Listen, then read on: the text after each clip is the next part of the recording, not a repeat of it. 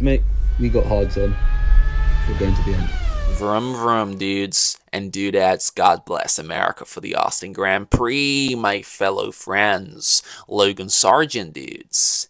He got P10. He got his first points. My bros, this is so sick, dudes. Oh my god, rad sauce. We can put on the cowboy hats for Austin. Why not? Um, you had me in the first half, Austin. You teased me. The sprint and the race itself, very good at the beginning, and then they kind of just fade out into being a meh kind of thing. I do like the track though, quite quick. I enjoyed it enough. I don't think it was boring.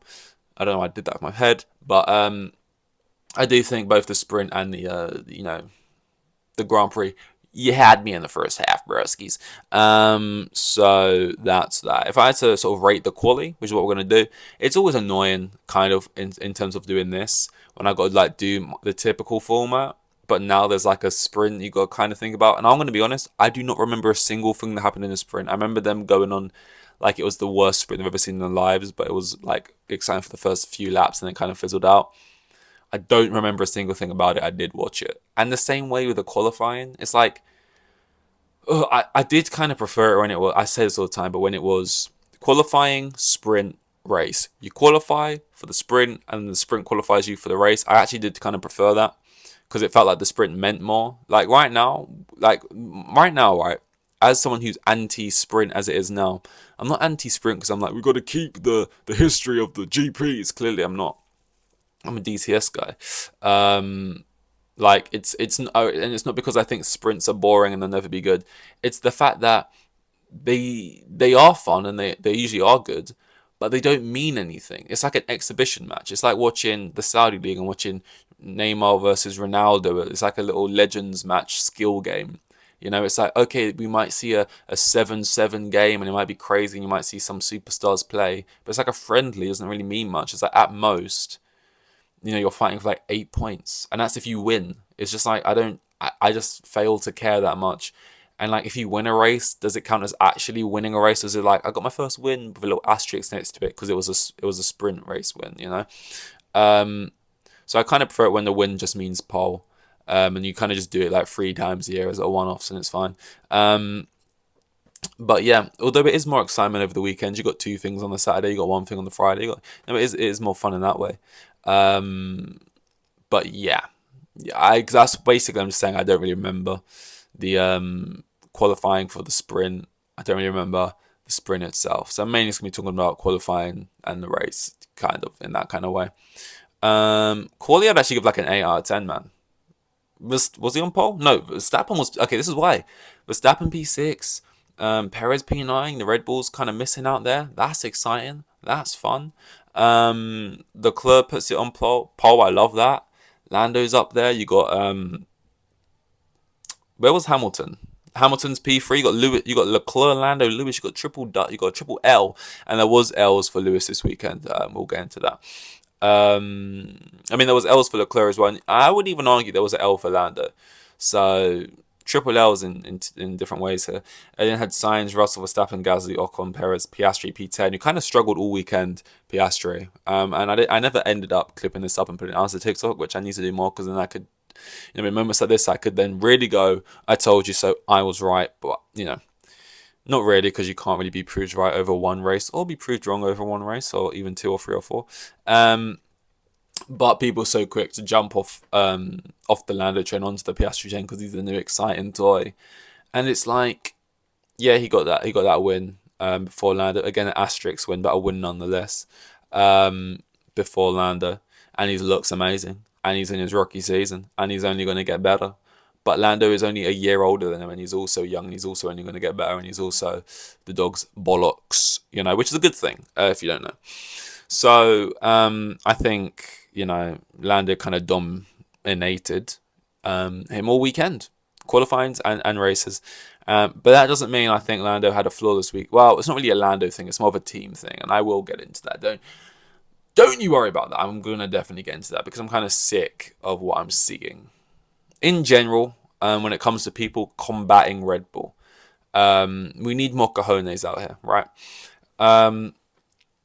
In terms of The rest of it was just kind of fun. Like, it kind of went down to the wire a little bit with who's going to get on the pole. It was just nice that Verstappen wasn't really in the conversation at all. I can't really ask for much more. I'd give quali like an 8. In terms of the race rundown, which is where I want to do most of my speaking, is where I usually do most of my speaking. First point I got down here is, said that already, had me in the first half. It proved to be an exciting race. Lando gets off great. He gets off great, and Leclerc doesn't. Leclerc gets off fine, but Lando takes him into the inside corner. You got like a lot of movement happening up and down the pack, and Lando kind of leads the race up until like the 30th, up until like 60% kind of, and he leads it. He pulls out a decent distance over Leclerc, and then the whole thing falls apart when Red Bull prove they are the only professional strategists and have the only professionals in the whole grid, because it's always Red Bull consistently doing great pit stops, right? And consistently just doing the right strategy, just getting it right. And when they don't get it right, they admit they don't get it right immediately and like fix that in a lap. Everyone else, right, when they get something wrong, they double down and then they reverse. So they don't, like Leclerc, what happened to Leclerc, they doubled down and they just stuck with it. Fucked. But with a lot of the other teams, like, they got something wrong and then they double down for like a while and then they reverse it. But Red Bull wouldn't do that. They would like maybe go one lap too long. Either the driver would get on and say, fucking change this now, or they would just realize themselves and they would just like damage limitations it. Hamilton could have won this race. Lando could have won this race. Like, maybe Leclerc. I don't think Ferrari's had much of a chance, right? Maybe, but those two could have won this race. Like the whole Hamilton thing. Obviously, they didn't know what was going to happen to Verstappen with the brakes and that, especially towards the end. But you got to put yourself in the conversation. You got to at least give yourself the opportunity to do that. Like, they go for a strategy, which is wrong. We know it's wrong. But then they keep him doing it for like 2, 3, 4 laps. Just way too many. Just doubling down to then reverse. It's like, you're meant to be like, because McLaren, I can like accept a little bit. They still have maybe a little boy mindset because they've been down for so long. They haven't been those top guys for so long that they kind of have this "we will take what we can get" kind of thing still going on. But Mercedes are meant to be those guys, and they fumble it way too much, like way too much. It's like frustrating. Whereas Red Bull is just like, they're in like, it shouldn't be so simple. They're in P6 or whatever, P5, wherever they are when they pit, right? They're like, yep, we're gonna pit now. We're gonna do the strategy. They do the strategy. It's the best strategy. And they go through. Like, Verstappen probably wasn't necessarily the best car to win that race, especially with the braking issues. Like, and yeah, again, he wins again. And this wasn't even the kind of race it was like, Verstappen wins because Verstappen's the greatest, and Verstappen shows why Verstappen's the best, and Verstappen's the GOAT, and Verstappen. This was like Red Bull now showing that this is a two-man job. It takes two to tango, and we play our part to perfection. Verstappen's the one up in the air. He's doing, he's the one getting lifted. He's the one doing all the flourishes. But beneath that is a strong base with Christian Horner and his strong hammies, and he's holding that team up. And it's not even just Christian. I don't even know the names of the other people in there, or the strategy people who do that shit. He's kind of just the head honcho, but still, they get shit done, man. And it's just like, stop being so scared of them. Like, back yourselves to go toe to toe. Like, it feels like half of the issue is, we can't just do what Verstappen's doing because we'll never beat him if we just go like, head to head on the same strategy. Like, we've got to do something different. The only way we beat him is with some kind of gimmick or some kind of safety car. If Red Bull happen to get it wrong, hey, they don't get it wrong, but they were like, they might get it wrong, and we'll do this strategy and we'll beat them by. It's like, you're not going to beat them on a gimmick or a better strategy. Firstly, there's no such thing as a better strategy. They're Red Bull. Second of all, stop praying for gimmicks that will not come. Like, in this race was a race where you could kind of go at them. You chose not to. You suffer the consequences. And like, I half wanted, like, when the Mercedes mechanic gets on the radio and he's like, get in there, Lewis. Come on, Lewis. Excellent drive. And Lewis comes and gets on the radio like, well done, team. Man. we're getting there. We're getting closer, guys. Just one more step. He's been saying that so much. It's like, how many like P2s and P3s are we going to accept here before you get on the radio and congratulate me, and I get on the radio back and say, yeah, well done, but we should be winning that. And they'll probably say it behind closed doors. But I wouldn't be happy if I was Lando even or Lewis at the end of that race. Yeah, I'll be up on the podium. I mean, Hamilton doesn't even end up on the podium, so it wouldn't really have mattered anyway if he won or not. But it would have been a bigger statement at least. What else have we got down here? I just find it annoying. I guess we got Leclerc. We can talk about Ferrari a little bit because it's like it's a personal attack. It's like, fuck over Carlos for once. Why is it always Leclerc going out being the guinea pig doing the weird shit? Maybe I missed something, but like Leclerc's in front and they got him on this one stop thing till the end and this and that. And Leclerc this whole weekend and kind of just prior weekends in general, he has kind of adopted this way of doing radios that is very. I can't tell if he's been going to therapy and this is a more sane way he now has of behaving that isn't shouting and just unleashing all his emotions, or if like he's like at the crest of that wave, and he's so mad that he's whispering. But it's like, what I'm trying to say is when I mean, this isn't really relevant to the point I'm making, but when he's in qualifying, he's like, yep, that's a penalty for Mr. Russell. It's like, he's not even mad about it. He's just like, yep, and he's fucked my lap, and that'll be a penalty for Mr. Russell, and we don't need to discuss that. And, yeah, I'll just, I guess I've been fucked over a little bit there. But then the main thing that is what I'm trying to say is in like Leclerc's Leclerc's radio in the race when, what even was it? It's like towards the end where like he's kind of just been taking it so far, and now it's towards the end of the race and he's got to like let signs through, and that's just really painful. Like it's been going shit, but now I've got to let signs through way quicker, and that's kind of your fault. And he kind of has a way now where he speaks to the team without the team having to speak to him. Like he's so fed up with Ferrari's bullshit. Like he wants to tell them shit, but he doesn't want to like communicate and have a conversation. So he will speak and then answer what he knows they're already going to say. Like, he knows the bullshit they're already come out with, and then he, like, replies to it before they can even speak, so they have to say nothing. So, like, he's in the car, and he says something along the lines of, this is not verbatim, but he's like, guys, you really fucked my race. I'm really not happy. But we'll talk about it when I get back. Yeah. So like, he says you fucked. Like he's gonna go into this whole thing, and then he realizes they're gonna just rage him back and be like, "Charles, we know. We are sorry. We'll talk about it back in the garage." So he just answers that in his head, and then replies to what they would have said, and says, "But we'll talk about it when we get back." Yeah, and it just carries on driving, and it's like. You could have just said nothing then, but like clearly it's just at a point now where he wants to like berate the team, he wants to be mad, but I don't want the fucking bullshit back. So I'm just gonna I'm playing both sides. I'm playing chess on my own type thing. I'm turning the board around and I'm moving the pieces because you guys, I'm done with this now. So I feel bad for Leclerc because he's so good, man. And he just should be that number one driver, and he just should be on the podium all the time, and he just should be like up there, and he just like. And we haven't seen that in so long when it comes to Leclerc. Like, it's in a way that's just, It's like we've been seeing Sainz get a lot of the love recently and been doing well. But it's just like, Leclerc, like, he just is that guy. And he's just like, he's up there with, like, the Verstappens and the Hamiltons. Like, and he should be up there, like, but he just never is. And it's just been so long since we've seen that. So that did kind of all kind of build up today for me. What else we got down here? Lewis and Lando, like, I think for me what's important is Lewis could have won, but again he got like disqualified, and so did Leclerc actually. So I guess who the fuck cares about them? But they got disqualified, right? And yeah, very easily they're the obvious ones. Like Lewis could have won this race, but more importantly, can we talk about how Lando could have won this race? In my opinion, like there was probably a slimmer chance of that happening. You see how far back, and everyone's going to go. No, he realistically had no chance. Look how far back he was. But if they're a little bit more gutsy and they have a bit more of this mentality, like, no, we're with the big boys now. We are a big boy.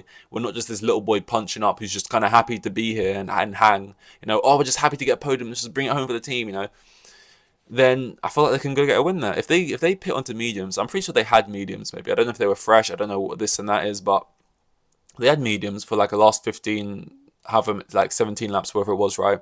You put on mediums, you set a lap, that's going to be quicker than the lap you set on the cold hards before Verstappen pits, maybe you come up before Verstappen. And even if you don't come up before Verstappen, maybe you can overtake him in the way that he couldn't, because Verstappen's now on his first lap, right? And he's trying to warm up like the cold hards, and you're now on your second lap old mediums, just did a quick lap, about to do another one. Maybe you can overtake him. Maybe you get ahead of him. Maybe you guys connect a little bit as you go through, and it's sort of Hamilton Lewis style. No, sorry, that's the same guy. Lewis Verstappen style, and one goes off, and you kind of continue. Like, maybe these things happen. If we can't just say, oh, look at the end of the race, Norris was this far behind him, he never really had a chance. No, have you heard of the butterfly effect, guys? Things could have happened, right? But they're just so safe. And we saw the same thing at Silverstone. And yet, he still comes home with the P2 in Silverstone. That's what I was trying to protect, right? But under the safety car, everyone pits. And you've got Hamilton on the hards and everyone else in the mediums. And he's out there just sort of fucking swinging like crazy, right, to hold on to what he's got.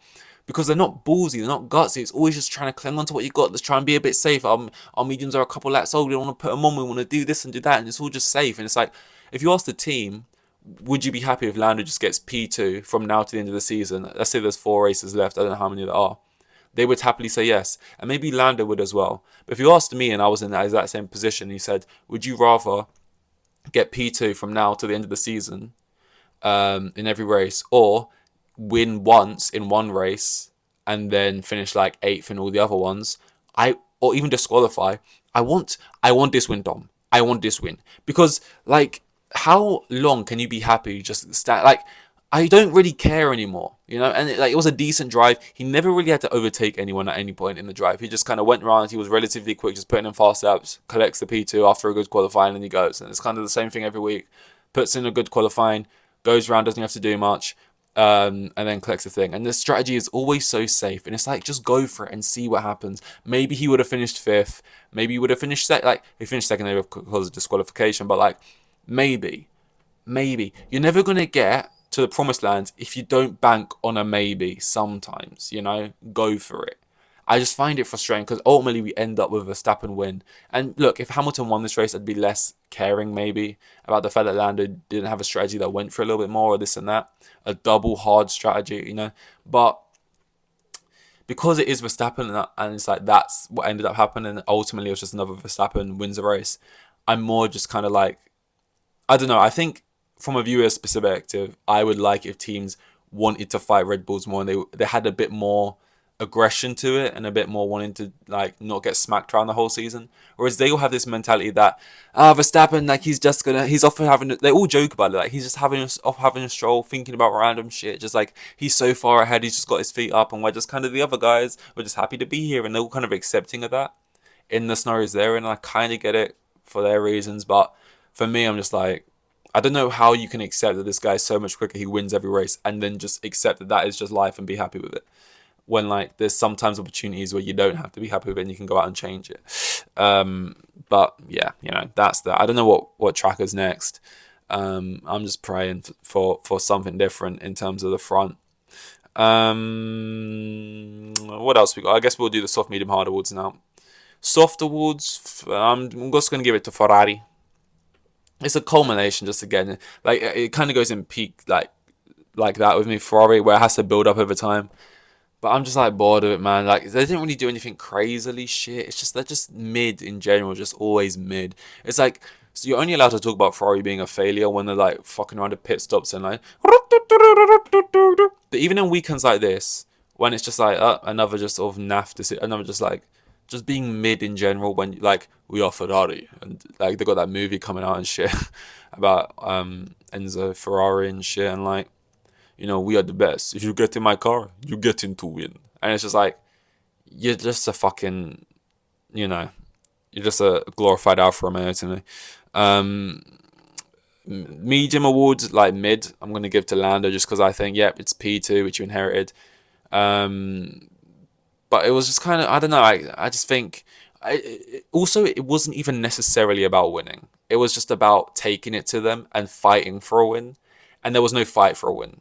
And I think even if he came 5th, 2nd, 3rd, whatever, I just wanted to see you at least try, at least fight for it. They never thought it was on the cards, realistically.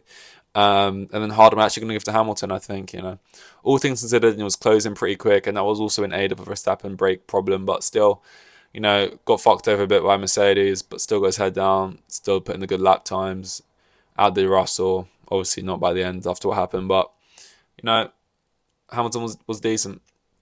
It is also annoying because I want him to catch Perez in the standings, and now Perez finished fucking P4, I think. So now he's actually gained a lot on Hamilton, which is so unwarranted after qualifying P9 and not really doing anything in the race, really. I think he probably overtook a couple of people, I don't know. But, well, of course, he's up there. But, you know, the fact that he's extended the gap on weekends like this is just by the end of the season, when Perez probably ends it in P2, it's just not going to tell the story of the season. It's just like, oh, my days. But whatever. That is all. Hard on for the Austin Grand Prix. Wait. How do you do it? For the Austin... No.